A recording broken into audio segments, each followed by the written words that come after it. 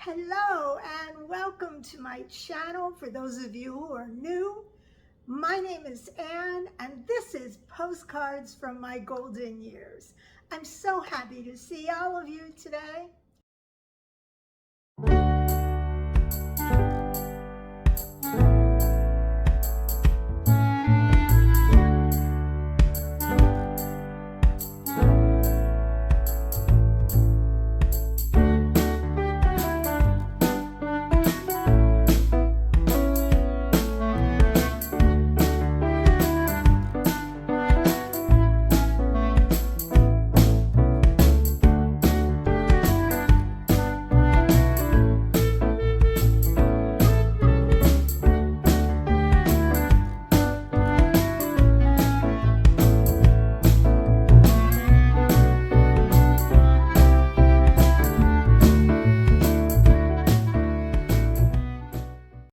So much to talk about. So, every week, come around Sunday afternoon after the excitement of Sunday's new video each week has faded, and I'm sitting there in the afternoon relaxing. I'm generally quietly brainstorming for ideas for the following week's video. It's not like things just pop out of the air. So far I've already taken care of the important things that people might be interested in if you are thinking about retiring to France. And so I've done a lot of that research, and there's still a few more things I need to research. And as I get those things completed, mostly as we start getting closer to our move, I will definitely share them in a video. But one thing I started to think about was, it sounds all wonderful. Every time we tell somebody we're moving to France, everybody's jealous and it's, oh, how exciting. Oh, you bet you can't wait. And then they start asking questions. Are you going to sell your house? What are you going to do with your furniture? And as I've shared with you, we don't have a house to sell. We're renting the home that we're living in now. So on one hand, that's a great thing because we just have to pack up, clean up, get out of here. On the other hand, it would be nice if we had a house to sell, because that would give us a nest egg to go to France and replace our home with, buy something there. Maybe, I don't know if we would still do that. And I've talked about my shoes, and people seem to be fascinated by the fact that I started with about 250 pairs of shoes, and I promised my husband, Jeff, I'd get it down to about 10, 12 pair.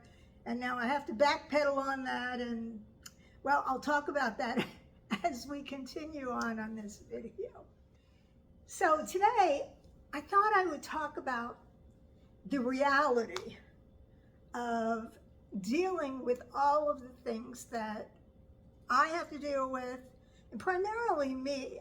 Technically it's both my husband and I, but to be fair, I'm doing most of it, and I'm sure he admits that. But he's out there earning a living and putting money in our savings account so that we go to France with as much as we can in our savings. So I don't mind taking care of all the rest of this stuff.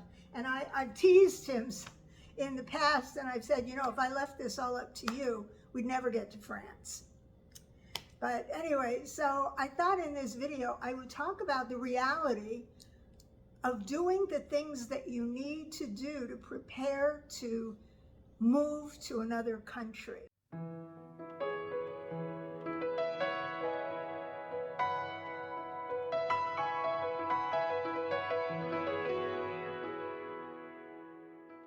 Planning for this move, one of the big things that I had told you was that we're going to sell all of our furniture and probably 98% of our stuff. The goal is that we want to knock it down to maybe 10 to maybe max 20 50-pound boxes. That's hard. It really is. So starting this past January, I started taking pictures of all the furniture that we could live without. So one of the first things I sold was our dining room table and the china closets that were in there. So that meant that we had to move the furniture from our lanai. And for those of you unfamiliar, a lanai is like a screened patio in the back of our houses here in Florida. So we moved one of our outside tables into the dining room. It's very hard to sell furniture unless you've got something really fabulous, and so far I haven't come across that. But everything we list, and I have it listed on Craigslist, which is popular here in the US, and I have it listed on Facebook Marketplace, and I have it listed on another site called Nextdoor, which is here in Florida, sort of a community site where people communicate and they post things that they want to sell. And so selling things has been very slow. I don't know why, but our dining room set sold in probably a week or two. We've got some cabinets, tall wood cabinets with glass shelves. Well, there were two of them and they were in my husband's office. And we moved them out of his office so that we could go through the stuff that was in them and around them and toss things out and find other things to sell. So we moved those things into the dining room. So it's really an eyesore looking at these things. We have sold one of them, and the person who bought it, he's gonna come and pick it up sometime this month. So one of them will go away. The other one, I don't know, it's like pulling teeth. Nobody seems to wanna buy that. And so I'm thinking I'm gonna start lowering the price. On the other hand, the guy who bought the first one, they're sort of matching, he told me that if I still had the second one when he came to pick up the first one, he may pick up the other one too. So I'm hesitating on lower the price on that one. Then I had some people asking me if we had bedroom furniture available. So our guest room, I still need the bed in there because my son's gonna come and visit us at Christmas time. But I pulled the dresser and the mirror and the nightstand out of there. And I thought, well, I'm gonna list these online. Now they're sitting on the other side of me over here in our living room. And I started like posting, okay, I have bedroom furniture for sale. So I've had mostly people who say, oh, that's lovely, I'm gonna come and get it, and I don't know whether they're senile or what, and then I message them the day they're supposed to come, and it's either they don't respond or they say to me, oh, didn't I tell you? I changed my mind, I can't afford it. Just very strange. So that dresser has sort of become a piling place for the lamps from the guest room that are for sale, for two silver candelabras and some vases and pieces of art that are either coming with us or being sold. So those things are just sitting off by the side. So as a result of selling our dining room set and being stuck with our outdoor furniture and having a wicker bedroom set sitting in our living room with lamps and other things we're selling on it, it's sort of cramped our social life here at home. It's like impossible to invite any friends over to the house. So we have to do all of our entertaining out of the house. It's a little embarrassing, you know, to invite someone over and say, oh, let me move a pile of boxes, and oh, let me move, you know, all these candlesticks that are grouped together over here so you have room to put your glass of wine. So I know, I don't like it, and I can't wait until we're back to having a normal life in a normal house with furniture where there's not stuff stacked. Every week, my husband Jeff, he finds a way to take one of the boxes that we bought to pack, and I don't know whether it's empty or it's stacked, and he stacks it on top of something in our dining room. And so if you walk into the house now, you see a cabinet filled with odds and ends he didn't feel like putting away. that were trying to sell these wood cabinets. And now it has boxes on top. It just, I feel like we're living in a partial warehouse. So he keeps reminding me, in just 6 months, we'll be living in Nice. We won't have any of this. We'll be all unpacked. Well, I don't know if we'll be all unpacked in 6 months, but you know, close. One can hope.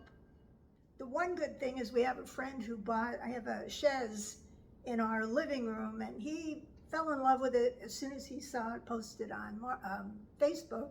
He gave me the money for it and told us to just hang on to it, and he'll come and get it at some point before we move. So that's great. If I could sell all of our furniture in advance and then we just stay here and they pay for it all up front, and then maybe a couple weeks before we're ready to clear out of the house, we say, okay, come and get the furniture, and that's the end of that, great. The next hard thing is selling all of the stuff. You know, the kitchen stuff, the stuff that was in the china closet. Well, a lot of the stuff that was in the china closet was crystal stemware, and I've already packed those things to go with us. I mean, there's no point in selling those things for, you know, next to nothing here to go back and spend a lot of money in France to replace those things. So I've already packed those, and the other things I'm sort of selling one glass at a time. That's, believe me, it is painful.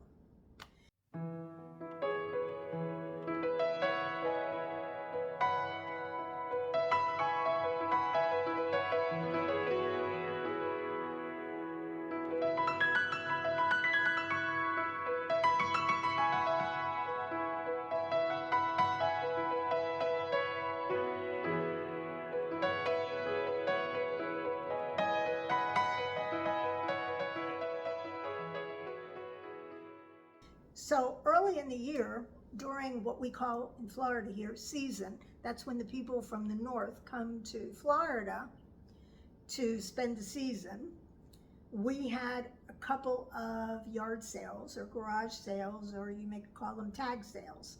So we set up tables in our garage, and people came and they bought stuff, and a lot of what they bought was junk that my husband was collecting outside. He used to buy a bunch of, I call them POS boats. Piece of, and hopefully you know what that last word is, boats, that we were never going to do anything with. And he would always say, oh, I'm going to fix it up. So he would say, you know, I bought this boat, and sometimes he would not tell me until it was already on the side of the house. He'd say, I bought this boat and I'm going to sell it and I'm going to make money on the sale. Wait. Well, during our yard sales, those boats finally went away, along with the boat trailers and boat motors. And now that we're getting closer, he's starting to give me things from the garage.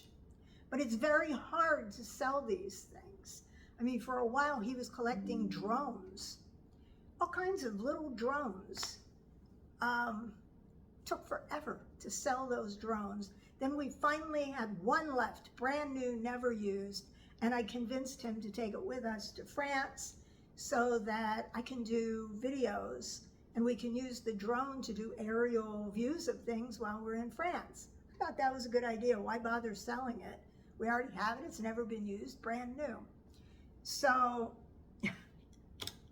there's that. So then we get to candlesticks, or I'm sorry, candelabras, the silver candelabras. The silver candelabras have no markings on them. So I've got them listed as silver, probably silver plated. People contact me and they start telling me, oh, can you look here? Can you look there? Can you check? Can you look for this insignia? I've already done all of this. There's nothing there. And I've gradually reduced the price and reduced the price and reduced the price. And at some point, we're probably just going to donate them to a charity. They have a store and they'll sell them in their store. And that's the way it is with a lot of stuff. I've got tall floor vases for sale, and I get one question after another, all these questions. I'm selling these things for $20 US. Sometimes people are expecting like like they're dealing with Macy's or Tiffany's on a simple, glass jar it's sitting on the floor holding silk flowers. They've got a million questions, and I can't get them to just come and take a look at it. I've got an old GPS Garmin thing that we used to use in cars before they had GPSs. I have sold this thing to a guy probably 4 times. When I say sold it, he makes an offer on it, maybe once every 3 weeks, and he must forget. And then he makes an appointment with me and never shows up for the appointment to come and get it. I mean, we're talking about 15 bucks. I finally, last week was the last time he was a no-show, and this time I blocked him so he won't bother me again. This is another thing that will probably end up just being donated, but it is painfully slow selling things. The shoes, oh my goodness. Well, I started listing all of the shoes on Poshmark. Poshmark's a great place to list good brand name shoes, and most of them have only been worn once or twice. Some of them have never been worn. So I listed them at Poshmark I started with 50% of what I paid for the shoes. So in some cases, these shoes were like $80, $90, so they were listed for $35, $40. I was getting no takers on Poshmark. I think I sold maybe 1 pair of shoes. So then I laid them all out on my guest room bed, and I took a video of them, and I put the video up on Facebook Marketplace showing all the shoes. And my husband had a great idea. Sell them for 20 bucks a pair, 10 for $100. So that's what I did. I started getting messages from people who want to come and see the shoes. One problem, either they don't show up or they don't speak English and refuse to bring a translator. But we have a lot of Spanish-speaking people in this area. I'm willing to meet you halfway. I'll pull up Google Translate if I don't understand what you're saying. But, meet me halfway. But I can't even get them to schedule an appointment because they refuse. I'm responding to them in English, and they're not even responding. Then it turns out, as I have discovered it probably in the last month, that there are very few people who wear my shoe size. And that's why it has been so difficult. In the last 2 weeks, I have sold 20 pairs of shoes. So that's good, because I started with a table of maybe 100 pairs of shoes. And this is just brand name shoes that we're not even counting the designer shoes, the high-end shoes that I'm still trying to sell. But it turns out there are very few people who wear my size, a size 6.5. So I didn't realize this, but now I understand why when I go to stores, I never have a problem finding my size. Other people tell me, oh my gosh, they don't have that shoe in my size, in their size, but they have bigger feet. I guess I didn't realize I had such little feet. So the shoes have been an issue trying to sell. I mean, 10 for $100, that's $10 a pair for brand name shoes that I paid, $80, $90 for, some maybe, $50, $60 for, but I never wore them. And they came from Macy's or Nordstrom's, Saks. I mean, these are good shoes, but I never expected it would be so hard that I'd almost have to beg people to come to my house and look at the shoes.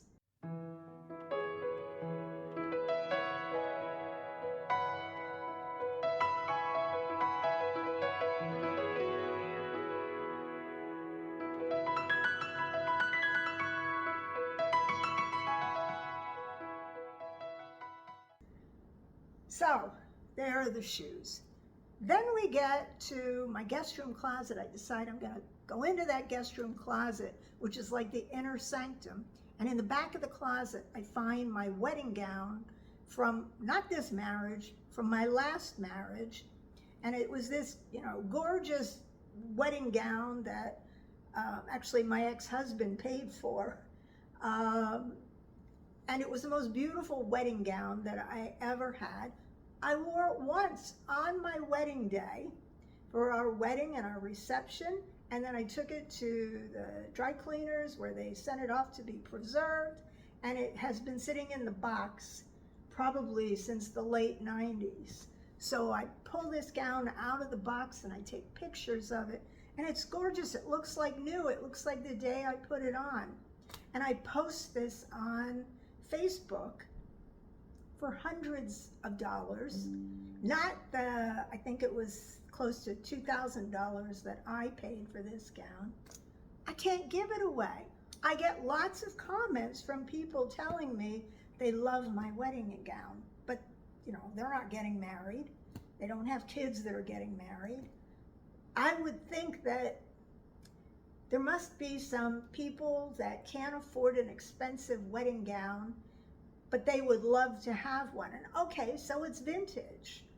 To me, it always reminded me of something Scarlett O'Hara from Gone with the Wind would wear, with the big skirt, with the poofy crinoline underneath. What do I know? I guess, you know, young people today, they're not looking for that kind of a wedding gown. So in the end, I'm probably going to hand it off to, we have a fairly high-end consignment shop here in Naples that I will probably drop it off at, because I'd rather get something as opposed to nothing, and I'm certainly not going to donate it, and I'm not going to just give it to Goodwill. It would kill me to take something that costs so much money that is in such perfect condition and just send it off to Goodwill. I'd almost rather pay to ship the box to France and put it in a storage unit there and figure out what to do with it, but hopefully we won't have to do that. So let's see, what else has been hard to sell? Costume jewelry. Well, I spent all this time going through all of the costume jewelry in this tall jewelry armoire that I have in our bedroom. It is really pretty little piece of furniture that I was originally going to take to France, but have since decided I'm going to sell. And I had all of the costume jewelry out, and I started listing it one by one. And I have a neighbor who's a jeweler, and she said, you know what, you're going to do better if you list it in groups. List like, 10 bracelets. She said, make a little bag and, 5, 10 silver bracelets in one, a bunch of earrings in another, a group of, pins, brooches, or whatever. So I did that, and I listed those things exactly that way. I couldn't give them away. I had them on eBay, Facebook, Poshmark. Some are still on Poshmark. Although on eBay and Poshmark, I have them listed individually. Nobody wanted to buy them. So I ended up taking almost all of the costume jewelry, except the most expensive pieces, the not quite fine jewelry, but I know that they're expensive. Some of them are from artisans that I picked up at art shows and things. So I took everything that wasn't one of those things and I put it on a board and I took pictures of it and I sold it as one lot. And a lady came to buy the jewelry from me, and it turned out it was a rabbi. I was kind of stunned that this young woman came and she said she decided that she was gonna do this as an additional thing. She was watching a creator that I also watch on YouTube who goes to estate sales, and she buys jewelry and then resells it all over, and she's making probably a small fortune, but she's also buying clothes and hats and belts and designer things and all kinds of things. So anyway, the lady came and she picked up all of the jewelry, and I basically sold it at a sacrifice because I just wanted to get rid of it from my guest room because it was sitting out on this, board, and every time somebody wanted to come and look at the jewelry, I'd have to pick up the board and bring it out and sit it on top of the patio table in my dining room so that people could pick through it and spend $5. It was very frustrating. One ring at a time, one pair of earrings at a time. This is driving me crazy.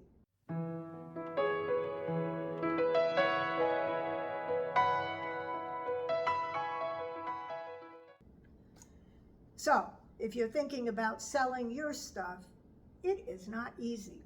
So getting back to Poshmark, I have a lot of stuff that is listed, clothes that is listed on Poshmark from when I was smaller sizes, and I was able to buy some designer things, and mostly brand name, high-end designer and brand name things are listed on Poshmark. There too, you can start high, but you have to, in order to sell something, you've got to almost give it away before somebody will bid on it. And then after you pay Poshmark their cut, you're not really making very much on it. So I have been sending some stuff to ThredUp, and I've been sending the lower level brands to ThredUp because they weren't paying me very much for the things when they sold. But the good thing was that they would send you a shipping bag so that it didn't cost you anything to send a bag full of clothes to them, and you could fill the bag up to, I think, 30 or 40 pounds, and they would pay for the shipping. Well, recently they changed their policy. Now they charge you about 14 bucks for a label that you can stick on your own packaging and ship to them, and then they subtract that $14 from your first sales. Well, if they're only paying you, $1 to $4 on things that they're selling of yours, soon it just eats up, or it's just eaten up by the shipping costs, that $14 they charged you to send everything there. But intentionally, I was keeping the best stuff, the high-end brand stuff, and sending that to Poshmark because I could make more money on Poshmark because I could set the price. And then I sent a bunch of stuff to the RealReal, the higher end stuff, Christian Dior, Chanel. I sent those things over to the RealReal. And in that case, I actually sold about $1,000 worth of things, and I replaced it with 2 pair of Louis Vuitton boots. Of course, my husband laughs because I'm supposed to be getting rid of things, particularly shoes and boots. But, it was $1,000 worth of clothes, a bigger handful of clothes than the size of, a pair of sock boots and another pair of little ankle boots. So I didn't have any Louis Vuitton boots. Anyway, okay, so it's very difficult to sell things when you want to empty your house, and I guess it'll get easier. My plan is after New Year's, I'm turning our house into an estate sale. I've already decided. My son won't be visiting us again until we're in France, so I will no longer need the guest room. I am going to set up tables all over our house. I'm going to empty everything left in the kitchen cabinets that I'm not taking with us, and for the most part, I've already packed everything we're taking. I'm going to empty everything out of closets. It's not coming with us. Linen closet stuff, not coming with us. Everything that's not coming, set it up on tables, make displays, take all the hats out of my closet that I need to get rid of, hang them on hat racks or whatever, and start advertising an estate sale by appointment. And people can make an appointment and just walk through the house and pick up anything they want. Well, not pick it up, I mean buy anything they want. And I'm going to do this for probably the month of January. I don't know what else to do. I hope that by the end of the month of January, I can get rid of a lot of what's left. If we get to the point where all we've got left is the mattress from our bedroom set, and we're living out of suitcases that we're taking with us to France, by the end of January or beginning of February, I will be thrilled. And anything we can't sell by the end of February, I will call and see if there's some company that wants to come and pick them up.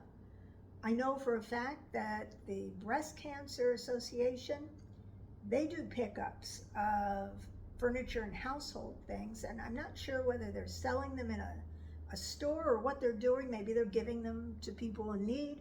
I have no idea, but I keep holding on to the cards they send me to remind me that, you know, if worst comes to worst, this is it. So anyway, if you're thinking of selling everything in your house before you leave, and you've got things that you don't want to, quote, give away, it's not going to be easy, because people, it's just hard to get the people to come and take a look, first of all, and then it's hard to get them to pay what you feel you want. So you end up giving in because you start thinking, okay, I've had this thing listed online for a year, and they're offering me a mere percentage of what I really want. Do I want to be stuck with this, or do I want to take the, you know, the 50 bucks they're offering me for something that technically I should be getting 150 for? So, and in the end, you go for the 50. I just had a situation like that this weekend. I had something listed on Poshmark. It was an old vintage jacket, a collector's item, and I listed it probably 2 years ago.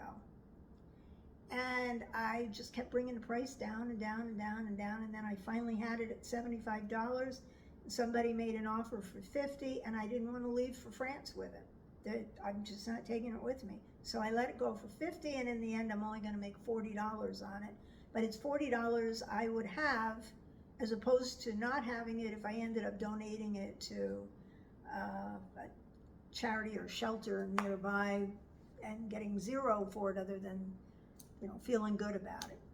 So the last thing I'm going to talk about that is hard to get rid of is, I'm sure I've told you about my seashells. I spent my entire life collecting seashells from when I was just a little girl on every single beach. I guess I was probably 3 or 4 years old, and my mother would let me walk around with my little bucket in the sand and put seashells in it. And I started collecting seashells then. And I've collected those seashells for my entire life. So I can't bring them all to France. I took a sampling of them in a Ziploc bag, and I'll just put them in a little bowl or a vase when we get to Nice, and that's a sampling. It's sort of a mixed up sampling. I don't know what beaches they came from. I ended up taking the entire supply of seashells. I had them in tall vases and boxes and bottles all over the house.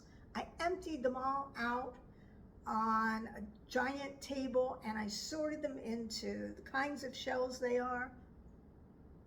I boxed them up, and I posted them for sale on Facebook and on Craigslist.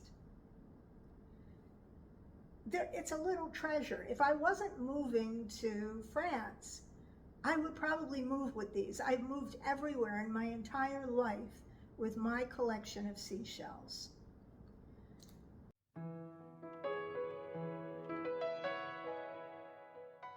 So I post them on Facebook, and every time I do a fresh posting, because often I'll delete and repost, every time I do a fresh posting, I get sarcastic remarks from young people.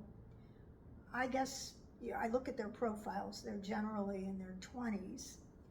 Nasty comments telling me to take them back to the beaches that I picked them off of and return them. Really?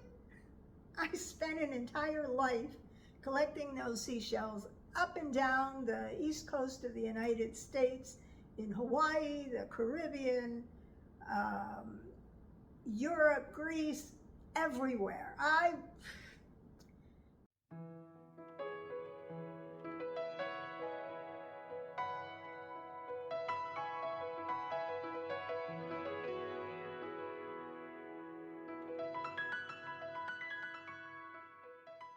You know, great idea, but there are thousands of seashells, and I haven't got the time or the money to go and return them. So I've been trying to sell them, and I'm not trying to, take advantage of anybody on the price. I looked at what there are stores here in Florida, there are shells stores that are selling seashells. Their shells aren't any different than mine. In some cases, I may have a few that are broken, but they're in a separate box as, broken shell pieces. Most of them are in like new, or I don't want to say like new, but they're the way I found them on the beach. It's the entire shell, and they're as saleable as the ones in the stores. So I get these remarks from people telling me that I shouldn't be selling the shells, I should be putting back on the beaches I got them from. And then it starts a debate with other people commenting and telling them, if you're not going to buy her shells, don't make comments. Other people saying it's none of your business what she's selling, keep your comments to yourself. And it starts a whole argument between people. And then I end up taking the listing down because I don't want to deal with the aggravation, and I really just want to sell the shells. I repost it, and the whole cycle starts all over again. In the end, if I'm stuck with the seashells, my plan is, there was a woman who came to our home, and gosh, I hope she watches my videos. She bought this tall standing mirror that we had, and she told me that she makes things with seashells. She was doing that, she was buying this very tall leaning mirror that we had, and she was gonna put seashells on it and give it to a women's center for low-income women, a women's clinic. She was gonna donate it to them. They were very excited about it, and that this is what she does. So one way or another, I want to try to locate this woman, and if I don't sell the shells, I'm going to call her on the phone and literally just give her the shells, because she can put them to good use, and it would sure take a lot less time than me returning them to every beach in the world I've ever been on and throwing a few shells here and there to bring them back. But who knew that people would get so mad at me for trying to sell this huge collection of seashells, that basically my lifetime collection, that really is something that was precious to me all these years. You just never know about people. So that's all I really wanted to share with you today. I just wanted to give you the reality of the struggles. I mean, it's all well and good to say, oh, yes, we're preparing to move to France, we're selling all our stuff. It's not a rosy picture. It's not as easy as it may seem to sell all your stuff. I'm glad that I started in January, because I'm sure it will take us until March to empty the house that we're living in, whether we sell the stuff, donate the stuff, or stick it outside at the curb on trash night and let the scavengers come and pick it up. So thank you so much for watching. I'm always looking for suggestions for videos. If you can come up with something I haven't researched yet that is something that theoretically I could actually get answers to, by all means, leave a comment. I mean, there are some things that I can't get specific details if it's something related to you personally. But, general questions about preparing for a move and getting all the things we need to do done to getting there, I would be very happy to make those topics of future videos. So, thank you again for watching. If you're not a subscriber to my channel, please subscribe.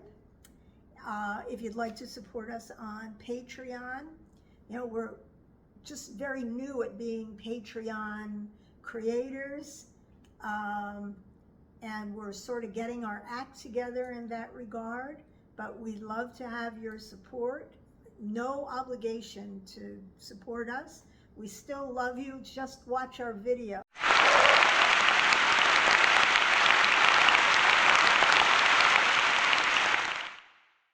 and become a subscriber. And please don't forget to give me a thumbs up, because that lets YouTube know that, hey, show that video to more people. It was interesting. Other people may be interested in hearing all of this. So thanks again. I will see you next time. Bye for now.